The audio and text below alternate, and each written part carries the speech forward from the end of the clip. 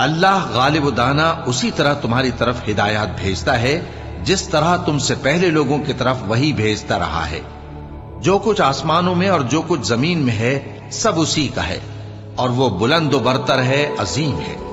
قریب ہے کہ آسمان اوپر سے پھٹ پڑے اور فرشتے اپنے پروردگار کی تعریف کے ساتھ اس کی تسبیح کرتے رہتے، اور جو لوگ زمین میں ہیں ان کے لیے معافی مانگتے رہتے ہیں۔